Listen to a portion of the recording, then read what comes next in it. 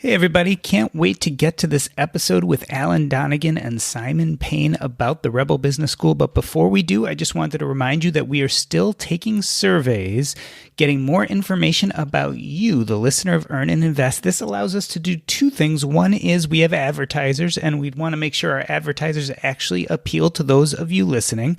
If you're going to have to listen to them, you might as well be interested in what they're about.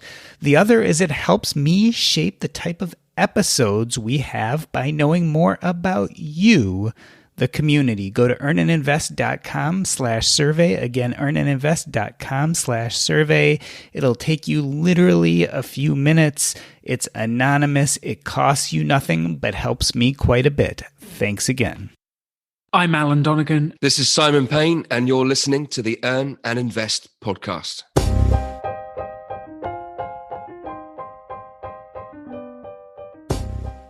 MIT Sloan, $237,000. UCLA Anderson, $220,000. Michigan Ross, $193,000. UC-Berkeley Haas, $203,000. Dartmouth Tuck, $230,000. These are the 2019 estimated total costs of completing a Master's of Business Administration at the above-noted institutions. As expensive as this sounds, an MBA continues to be a reliable magnifier of salary potential. According to a 2018 survey by the Graduate Management and Mission Council, 2016 and 2017 grads saw their post-MBA salaries rise by a median of $40,000. Among respondents surveyed, 82% agreed that B-School increased their earning power. But is it worth it? While no one would argue that the next CEO of a billion-dollar multinational company is well served by these two expensive years of education, the grand majority of us have much less lofty aspirations.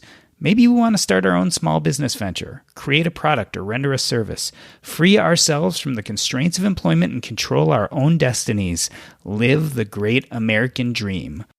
What sort of education will serve us best? When Alan Donegan went to a traditional business support service to get help with his business idea, the experience was so off-putting that he almost gave up.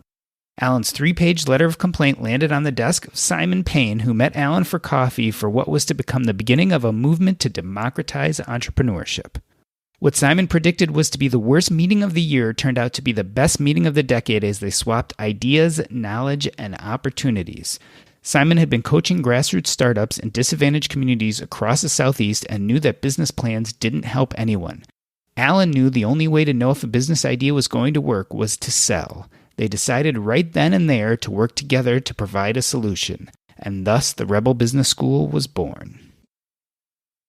I've told this story before. When I was in medical school, becoming a doctor, I had this opportunity. You see, being in the physician program at Northwestern, for one extra year, we could go to the business school and come out with not only an MD, but an MBA. And this was from the prestigious Kellogg School of Business, tied to Northwestern. It meant a lot. And as I was looking at this program, the only thought that kept going through my mind is there is no way I'm going to delay becoming a doctor for a whole year. And my wife looked at me and she said, "This is a stunning opportunity. You're always talking about businesses. Why not do it?" And I was having nothing of it. And so I left out on that opportunity. I went to residency and became a practicing doctor. And what do you know? Within the first few years, I started a business selling and buying artwork.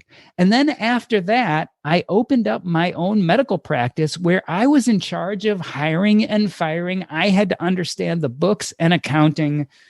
It was all my responsibility. So sometimes when I look back, I think, wow, my wife was right. I could have really used that MBA. But then other times I wonder, should I have really spent a full year and spent all that money getting a degree? Because when it comes down to it, I kind of figured it out. Between friends and family and the internet, I could figure out how to run that business, and I did a pretty good job. So it begs the question, is business school right for you? And better yet, which type of business school?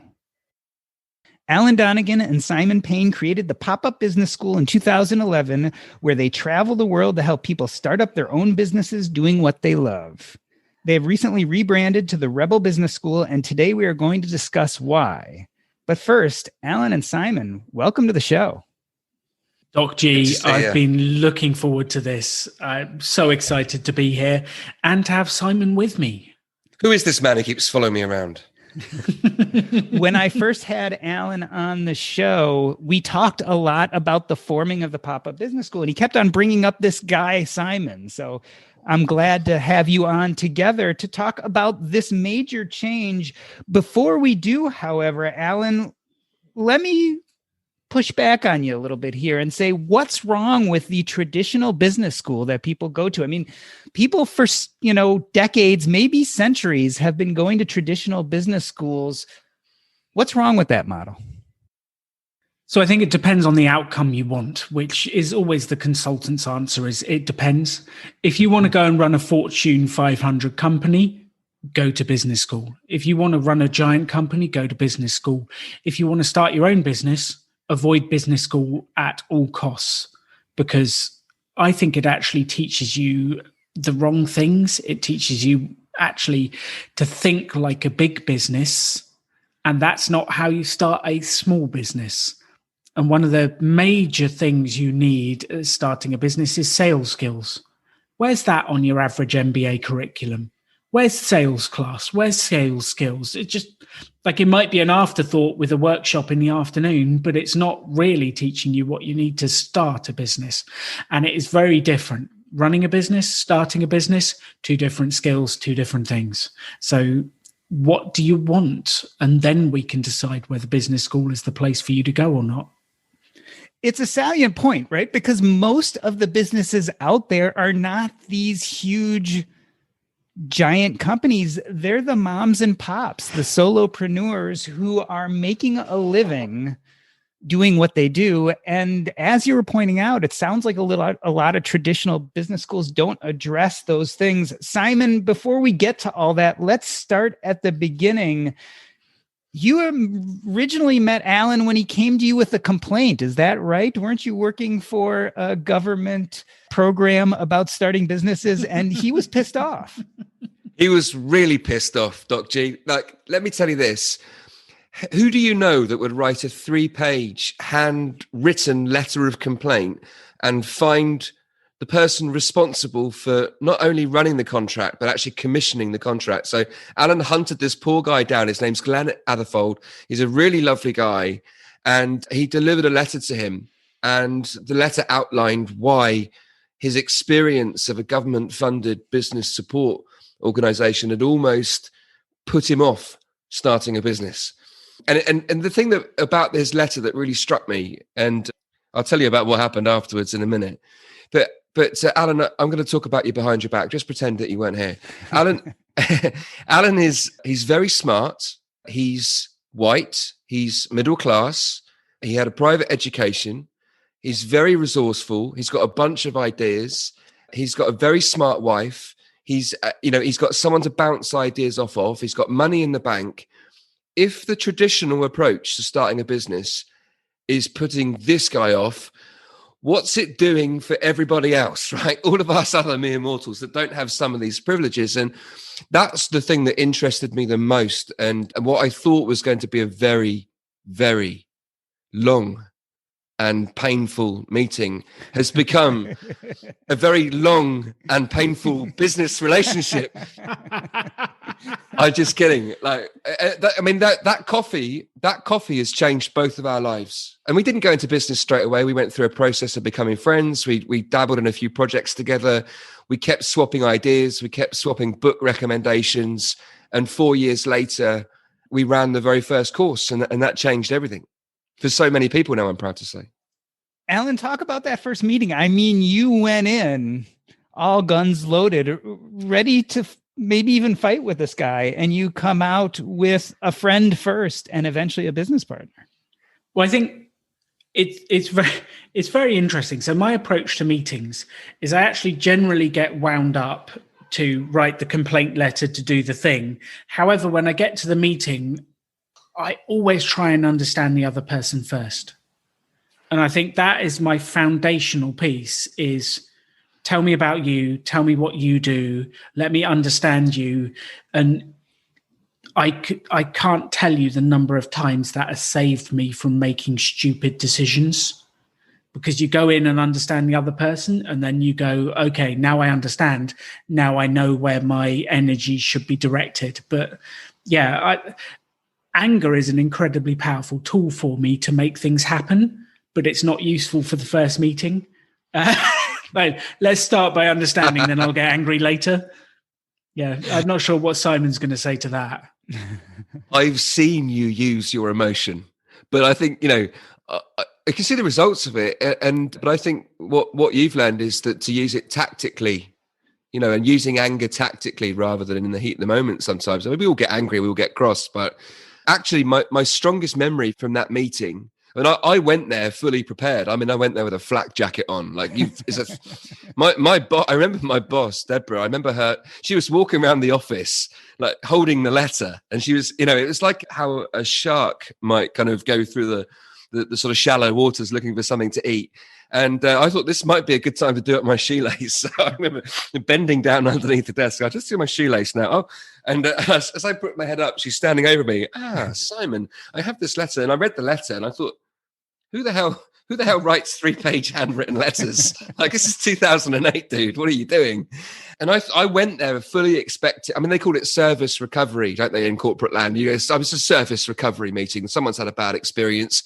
I'm the guy they wheel out on the charm offensive to go and see what I can do to help this guy. The very first question Alan asked me was, I think I'd barely sat down. He'd ordered a bucket of coffee and he went, "What can I do to help you?" And I stared at him for about, I would say probably what felt like a lifetime. It was probably a good 10 seconds. I just stared at him. No, you've got this wrong, sunshine. I'm here to help you. That's why I'm in this cafe, holding your letter. I'm here to help you. The very first question Alan asked me was, what can I do to help you? And I tell you what, I've learned more from this man than I have anyone else on planet Earth. In that moment, it completely changed the vibe of the meeting. It was a phenomenal conversation. It was so inspiring. It was the last thing that I expected that conversation to be. It was about possibility, not impossibility. From that moment on, it was all about creation. Alan, I want to talk about that moment and tactics, because to me, what I've learned of you and Pop-Up Business, eventually Rebel Business School, is your tactics seem revolutionary. And so going to that moment where you're sitting down with him, you gave him a complaint letter. Why did you have the wherewithal to ask him, how can I help you? It seems like a very interesting tactic to begin the conversation with. How did I have the wherewithal? There's a sentence that I learned years ago that has impacted me massively. And I think it was originally from Zig Ziglar. He said, you can have anything you want in life if, asterisk, you help enough other people get what they want.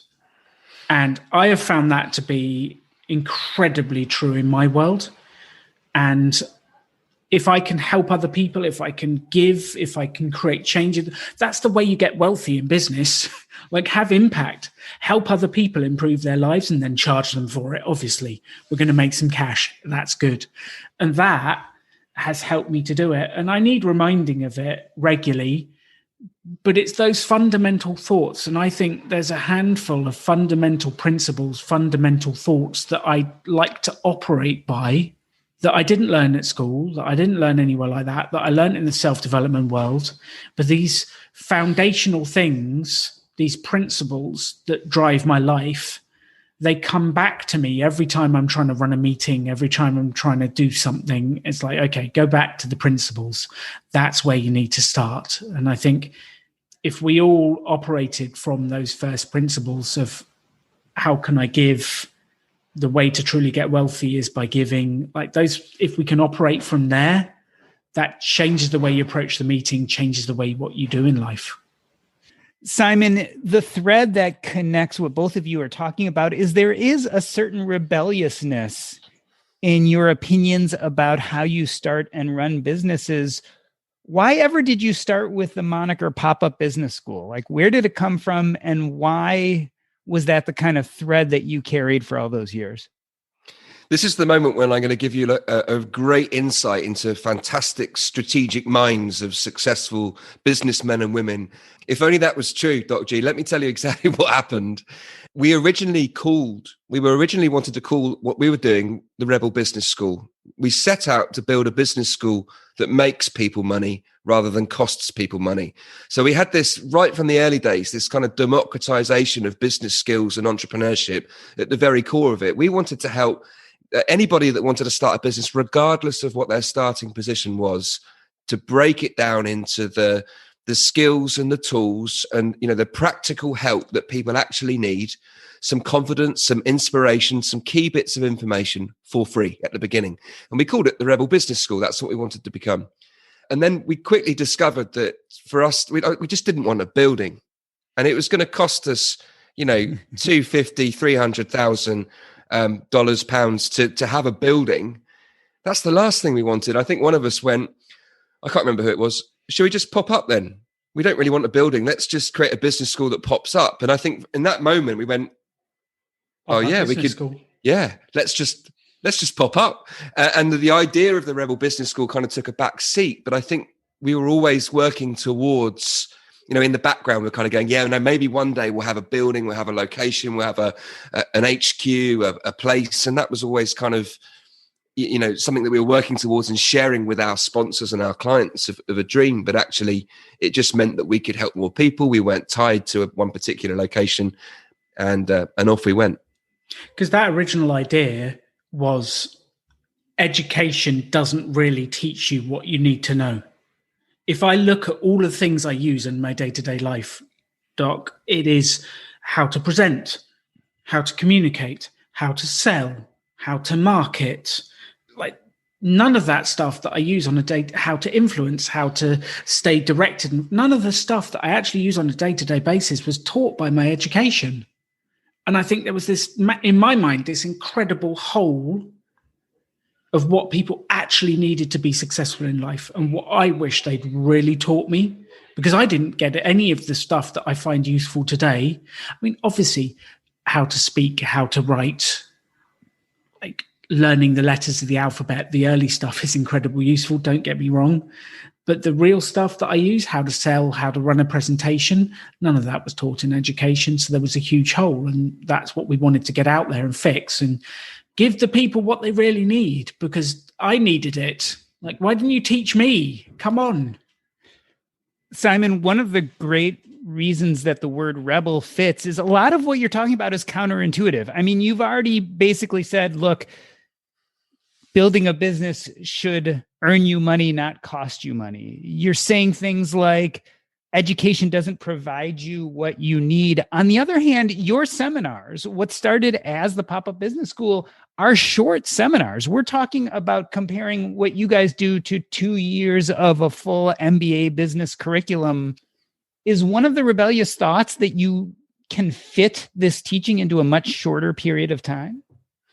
That's really interesting. I never thought of it from that perspective, actually, Dr. G, but you've just reminded me, and Alan's been in exactly the same room as me at a university, a business school in the UK. And the feedback that we've regularly got is I've learned more in 2 hours with you than in my entire MBA program. And it's not that we're doing anything that's necessarily groundbreaking. I mean, we are simplifying it, but it's grounded in practical. You know what I mean? It's practical help. It's the stuff that not only am I telling you something, you're not teaching you something, and I'm not necessarily professing to be the world's expert. I might be a couple of steps ahead of you, but I can show you the path. Now you're going to walk through it. Not next year, not in 5 years' time. Now, pick up your phone. Let's make the first call. And it's things like that I think, and you're right, it is in some ways it's counterintuitive. It is rebellious. I've had plenty of people that have, in fact, it's happened recently. There's a business advisor in the northeast of the UK that said what we're doing is dangerous. It teaches people something that, that they shouldn't be taught this stuff in this way. We teach people how to do it like this. You need a business plan. Why would you not have a business plan to start a business? And it was like, wow, I mean, this is strong. And I said to her, you can start a business in 15 minutes. Why would I want to wait until I've written a business plan that, by the way, is a work of fiction because you don't know about that business plan until you put, your product or service in front of a customer. That's the real test, isn't it? And it was fascinating that we're still getting pushback now, even in the 21st century. Alan, are we conditioned to believe that it's more complicated than it is?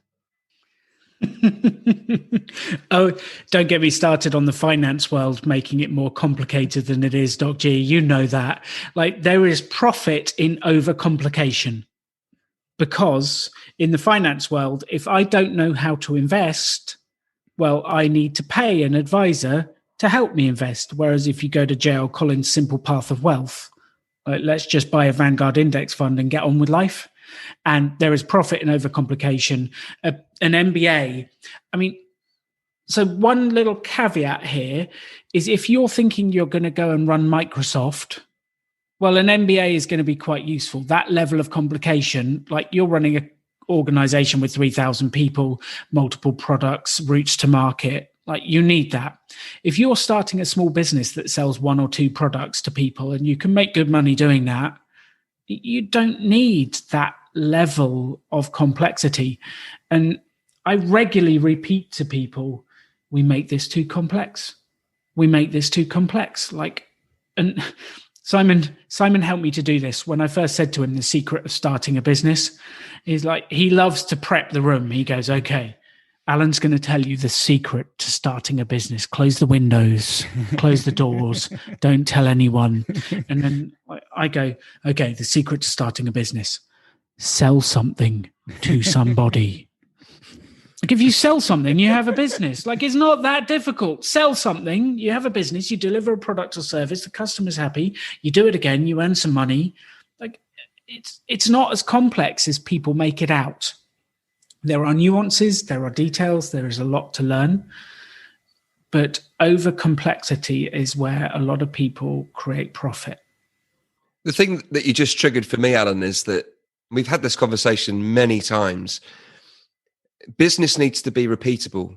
Therefore, it needs to be simplified, because the chances of you happening across a business idea that excites you, that works brilliantly for you first time round in its very first iteration, that is something that in 5 years' time, you've made the money that you wanted to make, you've built the life and the business that you wanted to create, first go. If that happens first time round, 2 things jump into my head. Number one, I'm going to be really pissed off because it's taken me years and years and years of, trial and error. And like Alan and I have got, plenty, probably close to 100 business projects, in our past that we go, yeah, that didn't work. Yeah, I tried that. It kind of worked. I kind of liked it, but it wasn't quite right, was it? And we're sort of tacking our way to success. So that for me, the way that business is taught traditionally and in all of its complexities and so on, it's not sustainable because it's not a repeatable model. If it's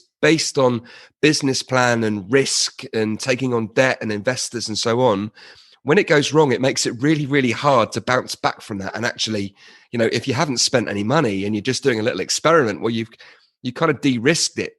If it's de-risked, it means it doesn't work, doesn't matter. You can then take the learnings and apply it to the next thing at pace. I mean, it used to take me maybe 3 or 4 years to bounce back from a failure.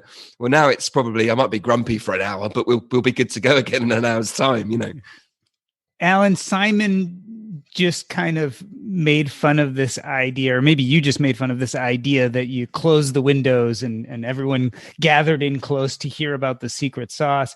But one of the things that I gathered from our last conversation is that there is a secret sauce to business building, and one that maybe has been underplayed a lot in the traditional model. We seem to focus more on the details and overcomplicate them, but we tend to underplay the creativity. Is that the secret sauce? I don't really like the term secret sauce because it implies there's something that you have to pay for that is only available to a few. And I think anyone can do this. I guess the way you're saying it is secret sauce is what makes the difference between someone who makes it and someone who doesn't. Creativity is one thing. The ability to flex is another thing. I think really the ability to communicate and to sell is one of the biggest things, because people are scared of selling. They're scared of putting the product out there. And I don't know, if there was one magic ingredient, I would say if you could learn this, it will improve your chances of success. I'd actually say it was sales and marketing, because the best product, the best service never wins. It's the best marketed or the best sold product that wins. And I don't know, like, creativity is lovely, but sell some stuff. You know, Alan, what you just said then, I'm going to completely disagree with you. It's just like, only because I feel like it. I just feel like disagreeing with you today. You know, we're on the same page. I think, no, that's bullshit, Alan. What you're talking about, it's not sales. But I tell you what, the thing that you just triggered, you're absolutely right, of course, completely agree with you. It is all about sales. Sales is the lifeblood of anything, you know, when it comes to these business things. The thing that just struck me, and I think is the difference, is those people that take action.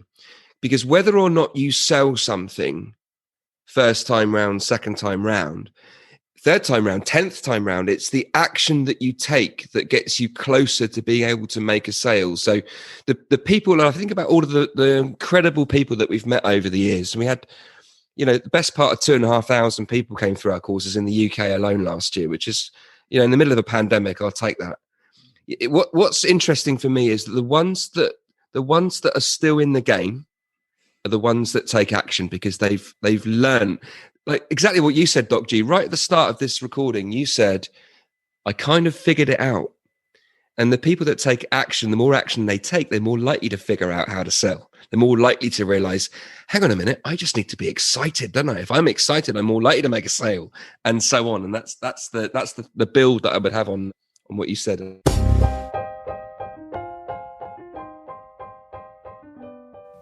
Let's take a break. Simon Paine and Alan Donegan are the creators of the Rebel Business School, an alternative business school that is the complete opposite of the traditional education. I'm Doc G, and this is Earn and Invest. Here at Earn and Invest, we love to talk about financial independence, financial freedom, and personal finance, and we also touch upon real estate. But you know where you can go to really learn the ins and outs of real estate and how it leads to financial independence? That is the Real Estate and Financial Independence podcast with Coach Carson. Chad, also known as the Coach, basically has two types of episodes. One in which he tells you all the tips and tricks how to use this asset class for financial freedom. And the other is he has guests, real live examples, proof of concept about how you can use real estate to move towards financial independence. It's a wonderful podcast. I think you should check him out. Go to coachcarson.com. Again, that's coachcarson.com. Take a listen to his podcast. You won't regret it. Let me reintroduce you. Alan Donegan and Simon Paine created the Rebel Business School to become the only one in the world where you could earn back the cost of tuition in the first few months of arriving. Alan, let's talk a little bit about figuring it out. You guys started in 2011, 2012 with the Pop-Up Business School. How has your model evolved over time, especially right now? You know, we're in a time of pandemic and COVID. Has your message changed? It's really interesting. The way of delivery has changed because a pandemic has changed everything, and we can't get face to face. I'm not allowed to breathe on people as I used to when they sat in the front row. So we have to be a little bit more careful. However, the message, start for free, run a mini experiment, it takes money to make money, is not true. Try it this way. The message, we've enhanced, we've grown it, but it's fundamentally the same thing. It's fundamentally the same message, which is breaking those societal norms and the pressure and all of those bits. And society says, write a business plan, borrow a loan. It takes money to make money. The rich get rich, the poor get poorer. It says all these things to us that trap us. And that's what we spend our time trying to smash. That's what we try and spend our time trying to free people from these generic beliefs. So the message hasn't really changed. The delivery method has had to flex massively. For me, it's never been more important than right now. Our message of teaching debt-free entrepreneurship, you know, being able to start something without spending any money, without the need for a long business plan that you're never going to read ever again, giving people the confidence, the skills to be able to go out there and make something happen for themselves.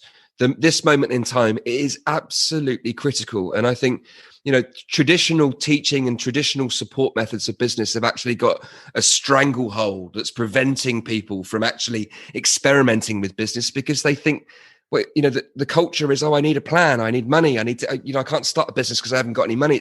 It's too risky. Something like a third of people that are thinking about starting a business probably won't follow through because they're scared. It's too risky. That's the bit that we're smashing down, and it has never been more important than right now. Who's the biggest supplier of startup advice? It's banks. And how do banks make their money? Startup loans. So I have this big thing: be careful who you are taking advice on and work out how they make money. Same in the finance world. If you're going to an advisor, how are they making their money? Are you paying them up front? Are they earning commission off recommending products? Just be careful, because it colors their advice. And that's why we've always wanted no one has ever paid to come at one of our events. We find sponsors, we give it away for free, and we want anyone to be able to make money doing something they love. And let's make it free. Let's make it available to anyone, because this stuff shouldn't be a secret. It should be available to everyone.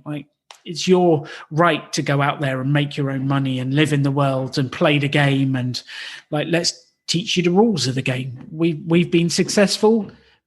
I feel I've been very successful at the game. So let me share what I've learned on my playing the game.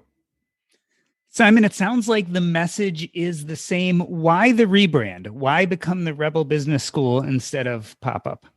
Dr. G, I asked myself that exact question the night before the new brand was about to drop. I had a bit of a sleepless night. I was thinking to myself, we got 8 years of brand equity that are just about to go, in replace of something else. And I'm thinking, is this a terrible mistake? And I woke up on Monday morning, not sure. By Monday afternoon, it was actually my son. My son said something to me which made me realize this is exactly the right thing to do. And then I kind of breathed a sigh of relief, because I was showing him the brand playbook. We've never had a brand playbook before. This is very exciting. I was showing him the stuff, and he said, "Yeah, it looks really good, Dad. I'm proud of what you've achieved, and I'm pleased for you." And he said, "It makes perfect sense, doesn't it?" And I said, "Well, yeah, it does. But why do you think it makes perfect sense?" And I got my pen ready. He said, I know what you stand for by your name. I said, I know what it means. He said, Pop-Up Business School, it means that you pop up, but it doesn't really demonstrate to me. It doesn't show me what you believe in. It just shows me that you're very flexible in your style of delivery. And he said, but Rebel, by calling yourself a Rebel Business School, I know exactly what it is. You're doing it differently, aren't you? And you're showing people that they can start a business differently. He said, that's much more about what you guys are all about. And he said, frankly, Alan's probably the biggest rebel I've ever met in my life. So it kind of works for both of you, right? So yeah, I think that's where it kind of evolved in that way. It helped us go back to our roots, but most importantly, from the name, what you're going to get. And I think people come to our courses expecting it to be men in suits talking about business strategies and business plans. And what they find is something quite different. They find it empowering. And some people find it life-changing, I'm very proud to say. So the branding is all about helping to translate, that expectation to be much closer to what the thing is that you're going to experience. Alan, was there some of that fear for you also, that people wouldn't recognize who you are anymore? People who had been aware of you before? There was definitely some of that fear. We'd had the name for so long, but I felt like it was the right thing to do. And the podcast is called Rebel Entrepreneur. And I had a very simple reason. We're looking at getting a permanent building. So after 9 years of doing this, we've been offered a building in Westminster in London. So we're going to set up a permanent place. And you can't call the permanent place Pop-Up. So for me, it was very simple. It's like, we need a rebrand, because you can't be Pop-Up Business School if you have a permanent home. That's interesting, Simon. Does that mean that you will not be traveling as much, and that most of your seminars will be, people will travel to you as opposed to you travel to them? I still fully expect us to be traveling as soon as travel restrictions are lifted and it's safe to do so. I think Alan and I have been very clear that whenever our events rock up in town, it creates a buzz. It creates a huge buzz. And we tend to go to towns and cities that no one goes to, right? So actually, when we turn up in a place that is perhaps less obvious, people, of course, fully expect us to go to London, to New York, to Denver, to, places across the UK and other countries too. But they don't expect us to go to the places that these kind of seminars never appear in. So actually, that's still really important to us. And I think what we've got now is the best of both worlds. We've been able to deliver our events really effectively on Zoom. We've been able to deliver our events. We've delivered them in wedding marquees, in empty shop units. We've delivered them in the middle of a field. We've delivered them in a castle. There's no boundaries to us. And I think for me, it's the best of both worlds, but also we're going to have a fantastic building in central London that gives us a base to run our stuff from too. For me, the travel is really important because if you want to help the people that need the help the most, they're not the ones who are going to leave the town and go to an event. They're the ones you have to go to them. So if you really want to help the people who need it the most, you need to go to them. It's an interesting question, Simon. Yeah, it makes sense. The people who are willing to buy a ticket, sign up for a seminar, and show up probably already have some of those tools that it takes to start a business because they've already done the hard part, which is those first few steps of taking action. Yeah, exactly that. And I think, we fully expect that when people sign up for one of our courses, we fully expect that not everyone turns up. It's a free seminar. And, if it's free, then there's no commitment. And actually what we're doing partly through the brand, but all of our other work is about helping people to understand, actually, this is the thing, whether you've started a business and you're struggling to get the results, or whether you're someone who's got a whole bunch of ideas, but you don't know where to begin, there's something there for you. Alan, this is a different world than the one in which you started Pop-Up Business School in 2011. Tell me a little about how your pop-up graduates are doing in this time of pandemic. How are they evolving and changing and pivoting to still be successful? Well, it's a challenge for all of us. Let's take one example. There's Katie and Andrew who started Time Trap, which is an escape room. Escape rooms you don't really want to be putting a bunch of people together in a closed room and saying, get out after an hour. This is not good for Corona. So they got completely shut down. They opened a little bit last summer, but they got shut down again. They had to pivot. They were selling online escape rooms. They've been doing mobile events. They've been doing everything they can to survive. And I think that's what a huge number of people have been doing. We've got a wonderful lady in Kent. She's called the Bra Boss of Kent, and she does bra fittings. Also not entirely COVID friendly because you're in a closed space. You need to be, because people aren't wearing many clothes and it's close. So these things, it's really not been good for a lot of the small businesses we've helped. Luckily, the UK has had the furlough scheme, which covers people's salaries and has protected a few people. A lot of the small business owners fell through the gaps and it's not been ideal. But in a way, it's been survive any way you can to get to the next step. And I think the advice that we give financially, that you give financially, of having a big emergency fund, of looking after your finances, has been more important than ever. And well, that's the only reason our business survived, is because we had a big emergency fund. Only reason. To build on that, Alan, I think our message very early, we were quite quick out of the blocks. And when I saw when the lockdown was happening, I'm thinking to myself, all of these fledgling businesses are probably not going to qualify for any support from the government of whichever country they're in. So this is a risk. This is a huge risk that all of our good work over the last few years was at risk of being undone. And I think the message that we went out very early with was, don't let this pandemic define you. Don't let this thing shape negatively the future. Let's grip it by the husk. You're going to adapt. You might have to go into a completely different direction. You might have to start something new. You might decide just to hide under the duvet and ride it out because you've got enough cash in the bank. Whatever is the right thing for you, let's just not let this thing define us. Take responsibility for being creative and coming up with different ideas. It's possible. Just because it feels like the resources are scarce right now, there are plenty of people out there that have got a lot of money and they can't spend it anywhere. Like Joanna, as an example, the business that Alan mentioned, she had her best month as soon as the country opened up in June. Best month ever. So I think it's about giving that message of what's possible, not what's impossible. And there's like Adam, the Craft Box Club. He sells craft boxes so you can do crafting at home. Like, what an incredible time for him because no one could leave the house. His sales went through the roof. So in every major change, there is knockout opportunity for some and there is knockout problems for others. You just need to find them. And you can either stay on the problem side and look for what's wrong, or you can look for where the opportunity is, because there is knockout opportunity in change. Simon, let's talk about some of that opportunity that came up because of the pandemic. When I'm thinking of the Rebel Business School, I have to take into consideration the fact that traditional education has really been rocked by this pandemic. And one thing people have seen is that online and virtual learning and alternative forms of learning have been more successful than ever. Do you think the pandemic has helped the Rebel Business School's message and people maybe are ready to pivot away from some of the traditional educational methods that they've used in the past? Completely. I think it's helped us as a business.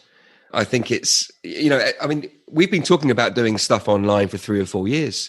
And, looking back, you go, oh, I wish we'd done that sooner. But, it's the conventional wisdom that we had even, we go, well, look, you've got to be in the room to fully experience our thing. How many businesses and how many education providers had that belief? And actually, some of our results with online delivery have been better than in the room. Yeah, and that was sort of challenging for me as an owner of this business, as a training business, to go, wait a minute. So we had a higher percentage of people making sales on that course. And in fact, one of our best performing courses of 2020 in terms of people making sales was actually the one that had to be closed halfway through the course. So we shut the course down on a Monday afternoon at 3 p.m. It was back up and running Tuesday morning, 10 a.m. No loss of service. We'd figured out how to deliver it online. And that was one of our best performing courses of last year. So I'm thinking, wait a minute, the opportunities here are absolutely huge. There's such a huge percentage increase in people taking up, online learning in all different types of subject areas and specialisms. I think this is a phenomenal opportunity, not just for us, but for anyone that's working in this space right now. Alan, I recently had a guest on the Earn and Invest podcast, Cody Sanchez, who suggested that this is a particularly good time to buy small businesses as opposed to create them. Her point being is that there are many small businesses out there that are already cash flowing and someone else has already done all the hard work of making them. I'm wondering what you think about that as opposed to your model, which I think has mostly been building a business ground up. I think that's a fascinating idea. The key bit I always say is that people are taking loans to try and jump from where they are to get to a successful business as quick as possible. And they think money is the bit that's going to get them there. The challenge with that is if you jump all the way and go straight to opening the shop, you go straight to the actual thing, you haven't gone through the learning that you need to actually run it. So I would be saying to the people listening, if you know the industry and you have done the learning to know how to do it, then buying a business sounds fun. It could be interesting. If you go, I've always wanted to own a wine bar, and you've never owned one, and you have no idea about the service industry, and you're going to buy it and go into debt to do it, that sounds like a horrific idea. And I would say avoid at all costs. And so many people do that. They go, I've always wanted to own a restaurant, so I'll buy a small business that is this. They have no idea how to run one. It's like me going to buy a business that's, I don't know, I'll tell you what, it's a great time to buy a golf course because they're struggling. I'll buy a golf course. I've never played golf. I don't know how to run a golf course. I'm sure I'll figure it out. I'm a smart chap. I'll go $1 million into debt and do it. That's the stuff nightmares are made of and homes are lost over. Yes, Simon, it's a good point. There is nothing like being there ground up to understand the mastery of a business, right? I don't know if you ever truly understand how a business runs unless you built it yourself. Yeah, for me, there are so many incredible learnings from working in micro enterprises and small businesses. And you're absolutely right. Like I'm a big fan of going from scratch. I also think, look, it's an interesting idea to buy a business. And I think I kind of always wanted to do that. I thought that would be fun to apply the skills that we've learned to, a different kind of business. But the key part of that sentence is apply the skills that we've learned in running that different kind of business. And I think there are so many brilliant opportunities. You just got to walk down the street in any town or city right now and look at the buildings and the businesses that are closing or pausing. I mean, there are some great opportunities. I'm kind of excited for that, but I don't fancy the idea of running a golf course with Alan. That's not on my agenda.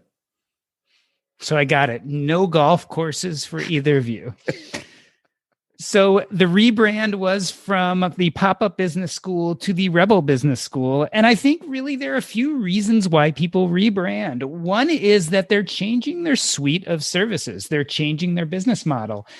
The other is that they come upon a name or a brand that suits them better. And that certainly seems what has happened to you guys here.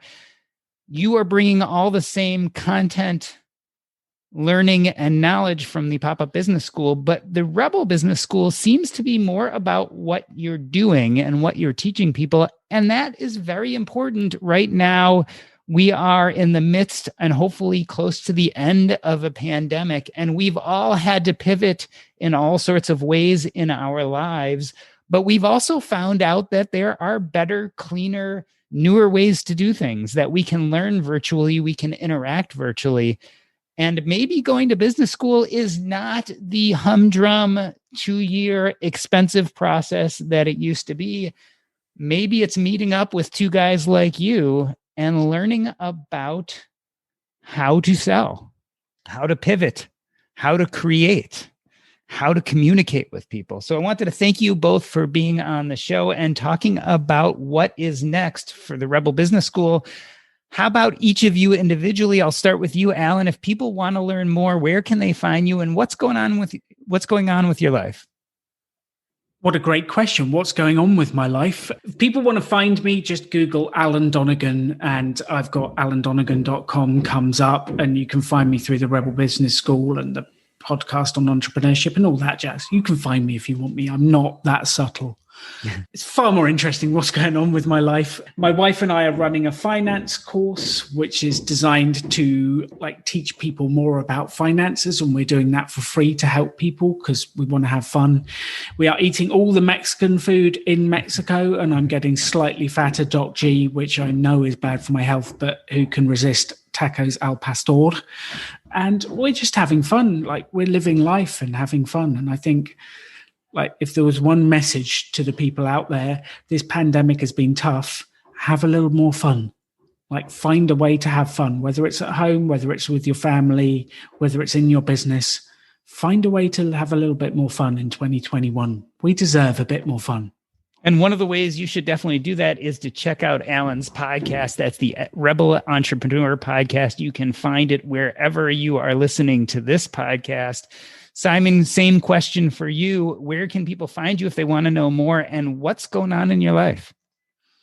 Well, same as Alan. Find me through Rebel Business School. Find me on Twitter. That's probably the weapon of choice that I still spend a good amount of time on. Simon J. Paine.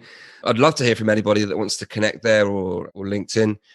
What's happening for me right now is, for me, we're just transitioning this thing to get ready for scale. We want to have more impact. We believe that anyone can start a business, anyone.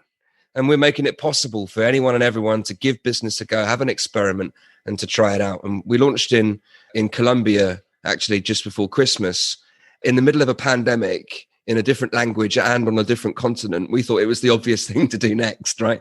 So we're looking at how we can take our message into more countries and to reach more people. And that's the bit that's lighting me up. Outside of that, there's not a huge amount of time right now. And I've got 3 kids. My eldest son has just joined the army. My youngest son is 5, so I'm getting him ready for his entrepreneurial journey. My middle son is figuring out, is it a career in drums? Is he going to be a drummer, or is he going to be an entrepreneur? And I'm trying to kind of run both of those projects with him right now to see which is best. Yeah, so 2021 is transitioning the Rebel Business School into the next level and coming out of this pandemic sprinting. I was about to say, a drummer entrepreneur. That sounds like the ultimate rebel businessman to me. So, right, exactly that. A drummerpreneur, I think, if you're going to use one of those kind of words, right? This has been the Earn and Invest podcast. On behalf of myself, I'd like to thank Alan Donegan and Simon Paine from the Rebel Business School. That's a wrap.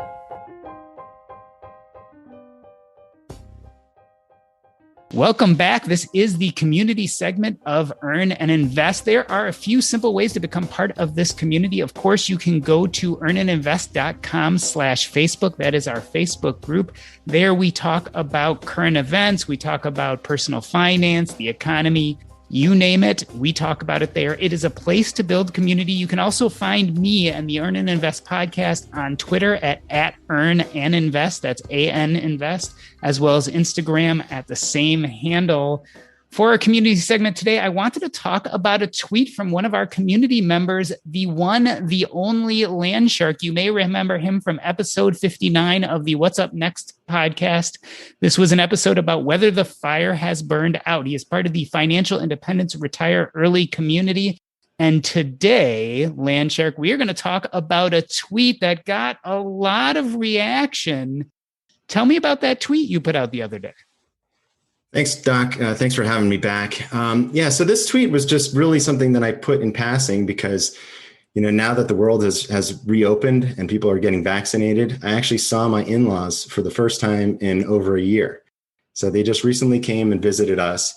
And so I tweeted, how do I tell my in-laws that I'm retiring and that everything will be okay?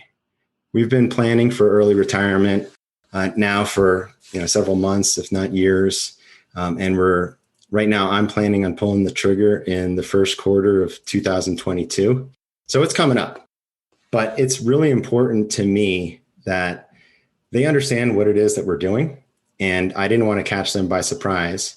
I also respect them way too much. I'm really fortunate. I've got a great relationship with my in-laws. They are wonderful people, really supportive, really smart, passionate people. But, I felt like I owed them the respect of telling them that we're going to be doing this unconventional thing and that their grandkids are going to be okay and that their daughter is going to be okay, because that was really important for me. And I also just didn't want them to think that I was going to be a bum. So I tweeted this out to just kind of get the perspective of the community, because, the financial independence community on Twitter is filled with a lot of really, smart and interesting people who have, different perspectives than I do. So I got some really good advice from the responses to that tweet. And I, used that tweet and that response to have the discussion with my in-laws about, what things are going to look like going forward. We are going to talk about the specifics of that discussion. But before we do, sketch us out a little bit about your biographical information so that we can feel for your in-laws here. They're looking at you. How old are you? How many kids? What field is your profession in? Those kind of things. Sure. So I am 42 years old. My wife is 40, going on 41. And we have 2 kids. We live in Colorado. My kids are elementary school age, so middle of elementary school. I am an attorney. I've been practicing for, getting on 15, 20 years as a trial, business lawyer. And my wife is an engineer. We're really fortunate. We're in a good financial position. Our personal net worth right now, with the market going on the tear that it's going on, is, in excess of $4 million, including our house. So, by no means are we struggling. We're definitely in a very fortunate position. But, I think like all high earning, professionals, type A personality people, if you don't love your job, if you're not like really passionate about it, it truly can burn out. And I think that's kind of what drew me to the topic that brought me on the first time for the podcast. I'm burning out. And, the stress that I'm dealing with my job, I'm definitely not somebody who can, leave things at work. I bring them home with me. And I think about all my clients and my cases in the middle of the night. And I'm starting to see some adverse consequences to that stress in my personal life and with my health. Life is short. Our time and our health, those are the two things that are, non-renewable resources, and, money can't buy them. So, we're proactively making that choice to walk away from W-2 income and onwards to early retirement. I really connect with your story, especially given the fact that I was in a very similar position to you, right? I was a doctor. I was getting burned out by work. I realized that before I could start explaining it to my other family members, to my parents, et cetera, I had to first come to terms with this change in identity. And I'm wondering, even before you got to this place where you're talking with your in-laws, did you get comfortable with this idea of walking away from that identity of being a lawyer? That's a great question, Doc. It's interesting. I don't think that I ever truly identified as a lawyer, if that makes sense. A lot of people, my best friend's a doctor. And since the day I met him in fourth grade, he always wanted to be a doctor, and he's doing great. And he absolutely loves his profession. And it's truly a calling for him. I became a lawyer almost by default. I think a lot of liberal arts graduates, I studied political science in college. Law was kind of like the default because you can't get a decent paying job as a political science major. So, what else are you going to do with your life? I was always an artist. I was an artist and musician growing up. I think that's probably my passion and what I really gravitated towards. But I was also pragmatic and practical about things and recognized that I probably wasn't going to be able to make a decent living as an artist or a musician. So I listened to my parents. I listened to my friends. I listened to, my siblings who said, you should really go to law school and think about that. And I did well. I did well in law school. I did well in college. And, I earned a very good living, but I was never really drawn towards the law as a calling. So, for me, there were so many kind of negatives about the practice of law that I don't think I ever fully embraced the fact that I am a lawyer, and walking away from it. For me, is not necessarily about finding a new identity, because I'm too excited about the other things that I'm going to do post-retirement to really feel like, oh, I'm no longer, worth what I was worth because I'm no longer a practicing attorney. So before we jump into this conversation, before we go into the words that you actually spoke to your in-laws, because I know you've already had the conversation, let's look at what some people on Twitter suggested. This is kind of funny. And tell me what you think of these responses. Dylan from Dollar Revolution said, tell them it's time the next generation takes care of you and the kids have found good jobs. Yeah, that was a good one. I love Dylan. Yeah, he's a funny guy. It's easy to make light, right, of these kind of conversations. It's a very privileged place to be in our 40s and talking to our family members about not working again. But there's also a serious part to that, because like you said, you were worried about the sense of how would they react to knowing, for instance, that their daughter would be okay, because ultimately that's their daughter and their grandchildren. I mean, you're secondary, right? But right. their daughter and their grandchildren, they just want to make sure they're okay. Stop Ironing Shirts said, it's really just a crapshoot. As long as they know their daughter, grandkids are fine, it should be okay. Consultant work from home is a backup. What did you think about that? Did you have do you have a backup plan? Like if things don't go in the direction you want, or if you start worrying, do you have some plans of doing consulting work? So I have, right now I'm an equity partner in my law firm. We do have kind of contract work that attorneys do perform. So as a backup, I have a bunch of clients that I've been working with for years. I think that even if I retire, even if I do no work, I'm going to be seeing kind of residual income from those clients because, I brought them into the firm, even though others are going to be working on it. I'll see residual income from that work. I also have the ability to transition to, a contract position. So I think, if push comes to shove, if there's a huge market decline or something like that, and something catastrophic happens to our finances, I think I will be able to, find work as a practicing lawyer, going forward. I also do have a side hustle. I wouldn't necessarily call it a side hustle, but I do have side income coming from actual other work.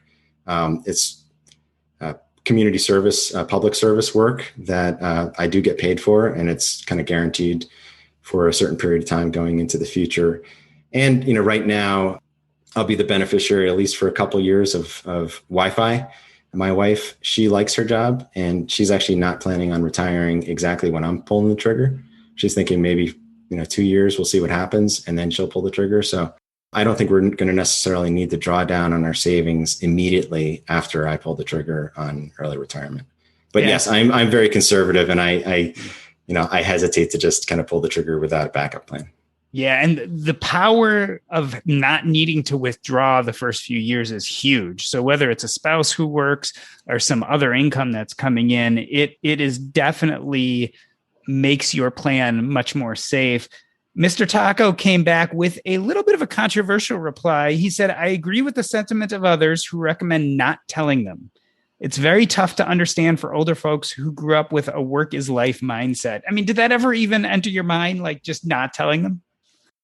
Yeah, I mean, I saw that suggestion, but given the relationship that I have with my in-laws, that wasn't a question. I mean, the relationship that I have with my father-in-law, I probably text with him more than I do anybody else, more than my own parents, more than my own brother, more than any of my friends. Like he's my boy, right? He's like my boy, and we talk about football and just kind of guy things because he has two daughters, never had a son, and I think when I married his daughter, he fully embraced me. So I view him as much a father-in-law as I do like a friend. And, I just respect both my in-laws way too much to not tell them. It needed to be part of the conversation. And what about what Dr. Pay It Back said? He said, just buy them Teslas. That could go, that's one way to do it. Try to buy them off, but. So we've talked about what your advice from the Twitterverse was. How did the conversation go itself? Yeah, so it was interesting. It was, definitely one of those things that I needed to find the right time to bring it into the discussion. So what I ended up actually doing is I showed them our model. I showed them the withdrawal model that we put together. Thanks to Robert from Stop Ironing Shirts for all the help with that. I also showed them our net worth spreadsheet that just kind of showed where we are. And, they had a bunch of different questions. What I did in that model was what I thought was pretty realistic and conservative. I modeled, 7% returns on our investment accounts. I modeled 2% inflation going into the future.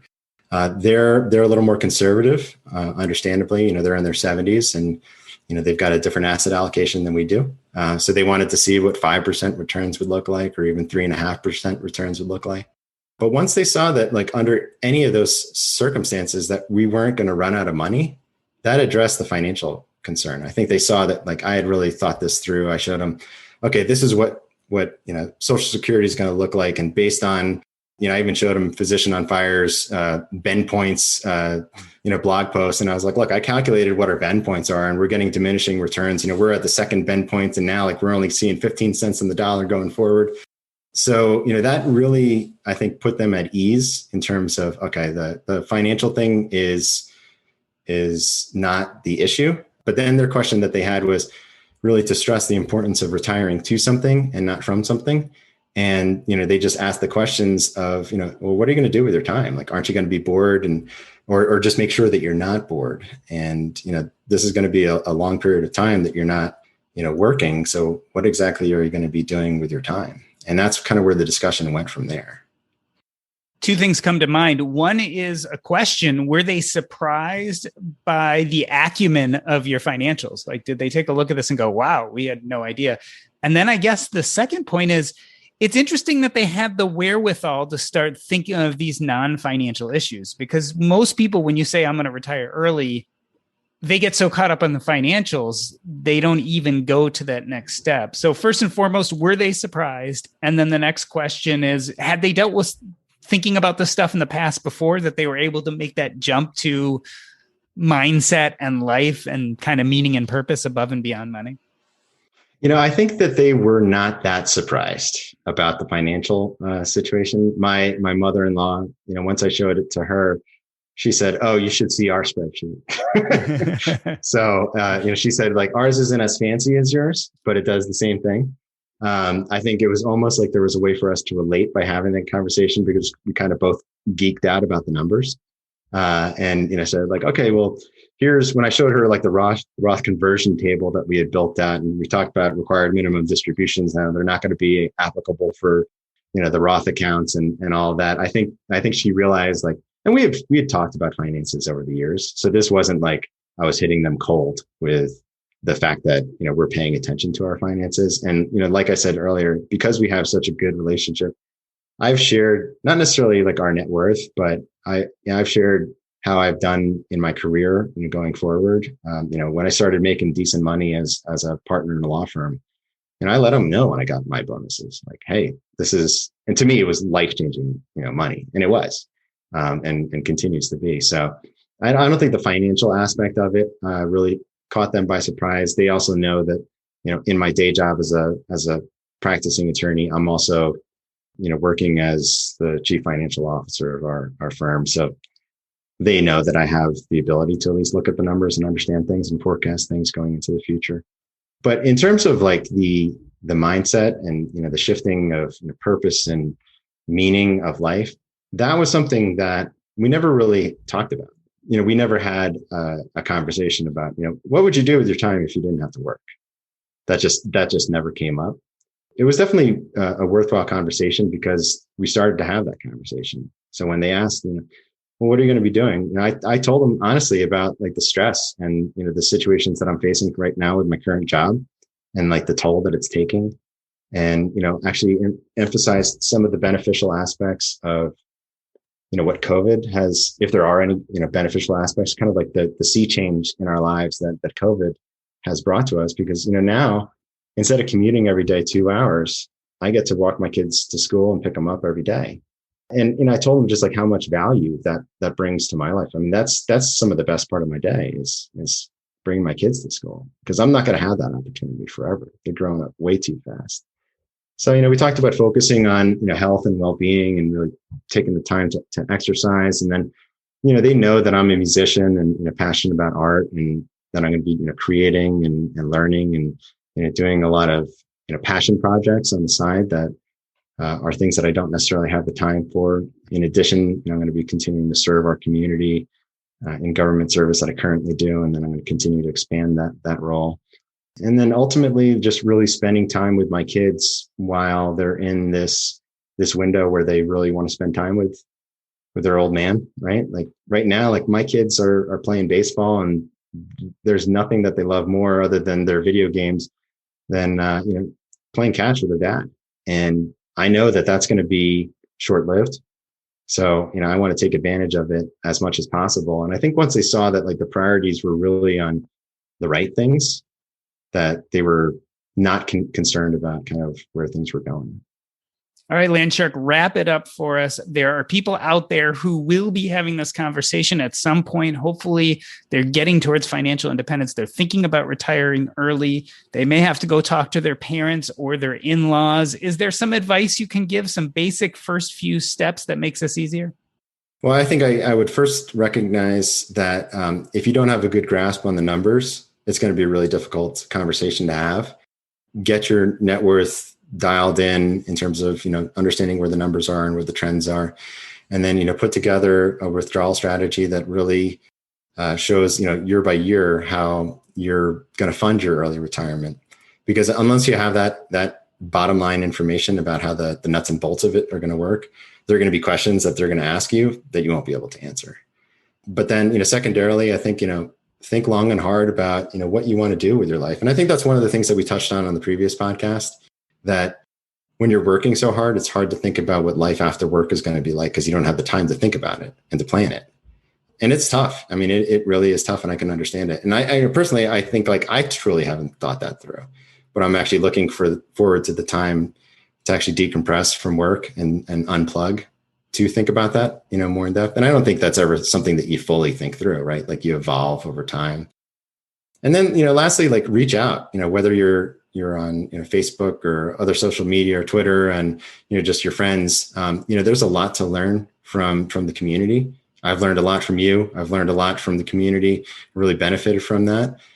Sometimes asking a question is, the starting point to, better understanding of, how this is all going to play out. And that's what happened with me. I mean, who would have thought that by starting a joke Twitter handle like I am Landshark, that, I'd have 2,000 followers and be making connections that are having a positive impact on my life. But, here we are. I just started that for my own, personal entertainment and edification, but it's actually worked out. And I'm really glad that I did, because had I not done that, I wouldn't have been on your podcast. I wouldn't have made the connections that I made. And I don't think I would have gotten to the point where I could actually learn, how to actually pull the trigger on early retirement. Landshark, I'm glad that you did too. It's funny. One thing that happens when you become part of a community is that community, you grow and change with it. And as this community has grown, as the Financial Independence Retire Early community has grown, a lot of people, you and I included, have gleaned a lot of connection as well as information and know-how from being part of this community. So you kind of said, well, it was this silly Twitter thing that I started, but ultimately it dialed you into some knowledge and some friendships, which I think will serve you. Congratulations, Landshark is early retiring in the first quarter of 2022. I hope it is everything that you expect and more. Thanks, Doc G. Keep up the good work with the Earn and Invest podcast.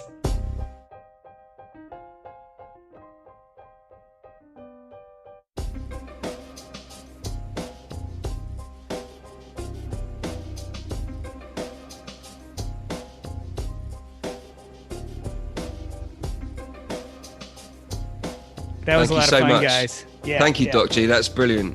Yeah, that was really great. Appreciate you inviting us on. Really do. Of course. And when someone does something like that, when they rebrand, I find it really exciting and interesting.